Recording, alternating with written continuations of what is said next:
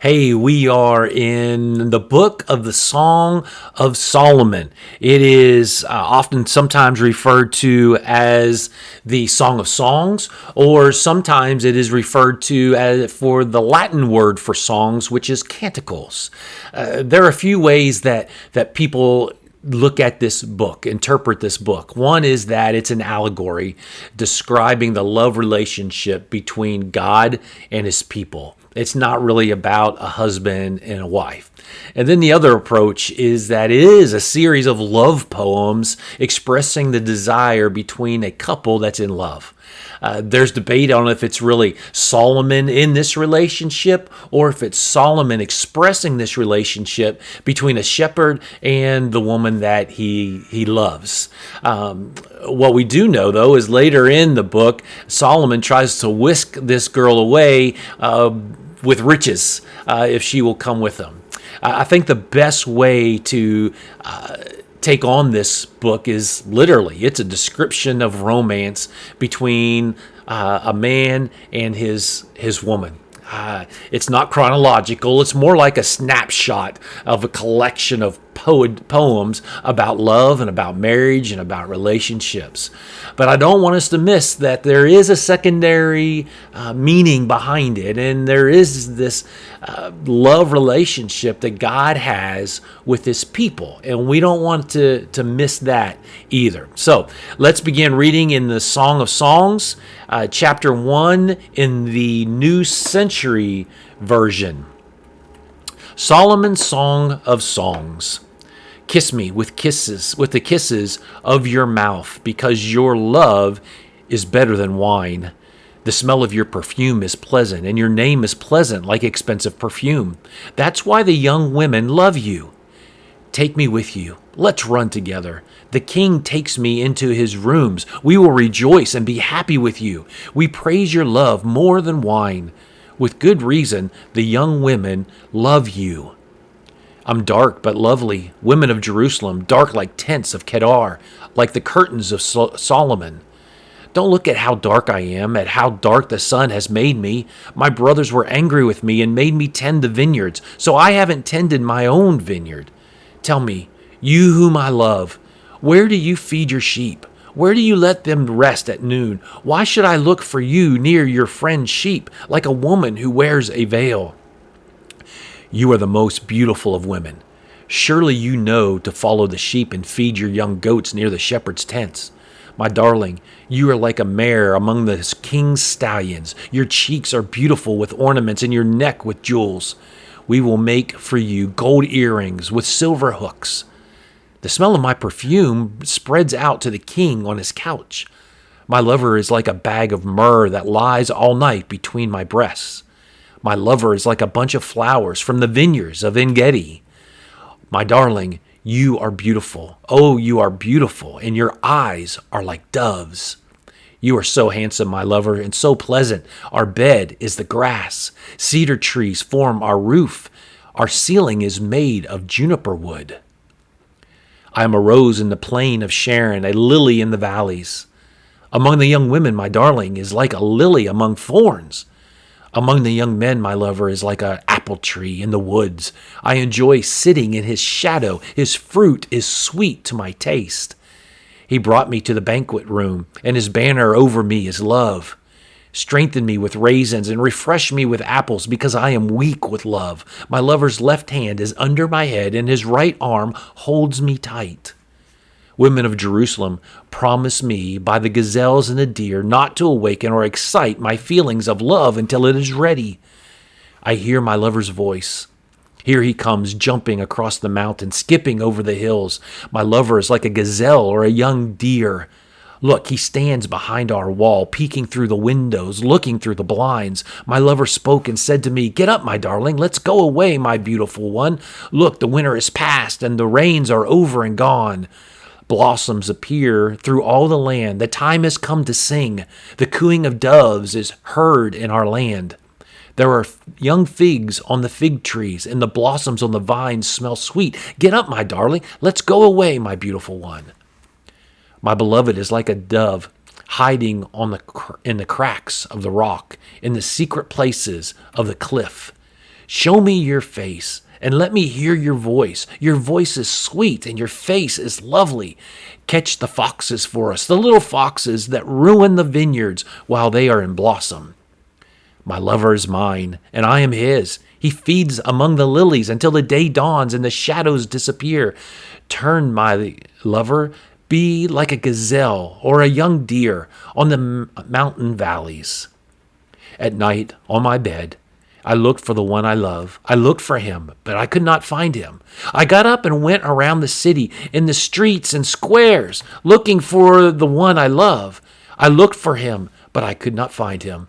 The watchmen found me as they patrolled the city, so I asked, "Have you seen the one I love?" As soon as I had left them, I found the one I love. I held him and would not let him go until I brought him to my mother's house, to the room where I was born. Women of Jerusalem, promise me by the gazelles and the deer not to awaken or excite my feelings of love until it is ready. Who is this coming out of the desert like a cloud of smoke? Who is this that smells like myrrh, incense, and other spices? Look, it's Solomon's couch with 60 soldiers around it, the finest soldiers of Israel. These soldiers all carry swords and have been trained in war. Every man wears a sword at his side and is ready for the dangers of the night. King Solomon had a couch made for himself of wood from Lebanon. He made its posts of silver and its braces of gold. The seat was covered with purple cloth that the women of Jerusalem wove with love. Women of Jerusalem, go out and see King Solomon. He is wearing the crown his mother put on his head on his wedding day when his heart was happy. How beautiful you are, my darling. Oh, you are beautiful. Your eyes behind your veil are like doves. Your hair is like the flock of goats streaming down Mount Gilead. Your teeth are white like newly sheared sheep just coming from their bath. Each one has a twin, and none of them is missing. Your lips are like red silk thread, and your mouth is lovely. Your cheeks behind your veil are like slices of a pomegranate. Your neck is like David's tower, built with rows of stones. 1,000 shields hang on its walls. Each shield belongs to a strong soldier. Your breasts are like two fawns, like twins of a gazelle, feeding among the lilies. Until the day dawns and the shadows appear, I will go to that mountain of myrrh and to that hill of incense. My darling, everything about you is beautiful, and there is nothing at all wrong with you. Come with me from Lebanon, my bride. Come with me from Lebanon, from the top of Mount Amana, from the tops of Mount Senir and Mount Hermon. Come from the lion's dens and from the leopard's hills. My sister, my bride, you have thrilled my heart. You have thrilled my heart with a glance of your eyes, with one sparkle from your necklace. Your love is so sweet, my sister, my bride. Your love is better than wine. Your perfume smells better than any spice. My bride, your lips drip honey. Honey and milk are under your tongue. Your clothes smell like the cedars of Lebanon. My sister, my bride, you are like a garden locked up, like a walled-in spring, a closed-up fountain. Your limbs are like an orchard of pomegranates with all the best fruit, filled with flowers and nard and saffron, calamus and cinnamon, with trees of incense, myrrh and aloes, all the best spices. You are like a garden fountain, a well of fresh water flowing down from the mountains of Lebanon. Awake, north wind. Come, south wind, blow on my garden and let its sweet smells flow out. Let my lover enter the garden and eat its best fruits. So here we see several different things going on. You have to love some of the word pictures that Solomon uses. He gives 7 descriptions. He has eyes like doves behind a veil. Now, the veil wasn't a typical dress for the Jewish woman in the Old Testament. They wore headdresses, but veils were only worn on special occasions, like getting engaged or at a wedding. and then hair like flocks of goats. Now, I'm not sure how tantalizing that is, but here's the reason behind that. Most Palestinian goats have long, wavy black hair. In fact, it's been said when there's a large flock on a mountainside that it looks like the mountainside is alive because the hair is blowing back and forth. Then he says that she has teeth like shorn sheep. Teeth like shorn sheep. Well, I don't have any experience with it, but they say that shorn sheep, when they've been sheared, they all look alike. They're all the same. And so he's saying, honey, you got great teeth. They're all there and they're all in alignment. They're beautiful to look at with no issues there. And then lips like a strand of scarlet, which means that she has thin lips. And then temples or cheeks of pomegranates, which means that her face is just full of color when he looks at her.